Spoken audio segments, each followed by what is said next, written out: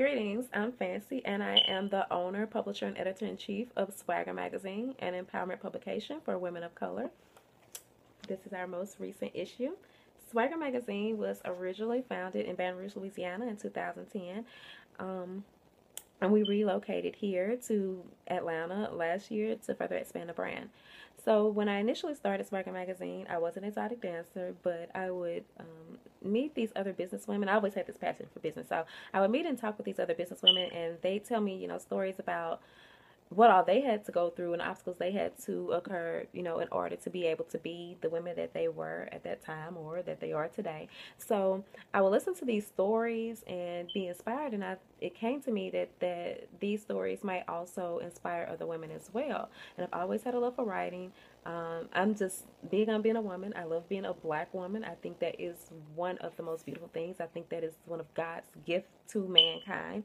So I'm very passionate about that, and as well as just about being happy and keeping people positive and uplifted, but also spreading knowledge about us as a black culture, educating our communities and so forth. So Swagger is kind of a combination of all of those things. If you ask us on paper, we say we promote self-love, positive living, and entrepreneurship, because we do.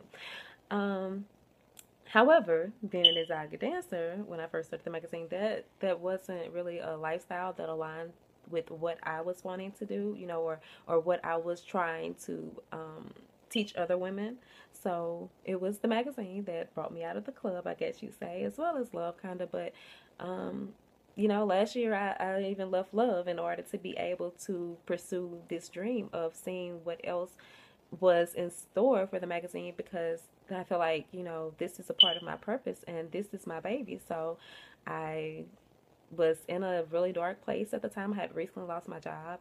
I was supposed to be graduating from Southern University, and then I found out I was a class short a week before graduation. So I was kind of depressed most of that summer, but it was like Atlanta just kept coming to me.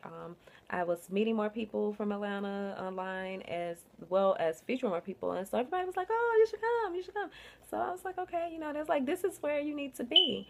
And I was praying on things because I'm a small town girl. I'm originally from Macomb, Mississippi. Um, Atlanta seemed like the really big city, and it is still for me. I recall when I finally decided to go ahead on and just make the move. I moved my children to Mississippi, and then I packed up all my things and just kind of came here. I didn't know where I'd be living. I had no job lined up. I just had $500, a photo shoot with Tori Hart already set in place, and a meet and greet already set in place for the magazine. So I just kind of came on a whim of things. Like, I was riding around literally with everything I owned in my car, doing interviews and so forth. But I just had to know for myself. And when I first came into the city and I saw the high rises, and even still now when I come into the city and I see the high rises, especially early in the morning, I'm just like, oh my God, like, how can you not see all the possibility that is here, all the opportunity that is here for you?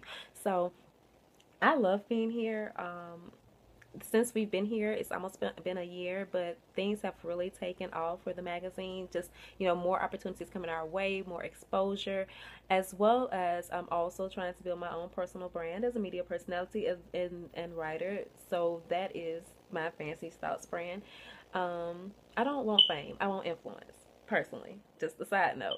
But I also think that when you have these type of platforms, you should use them for good. And so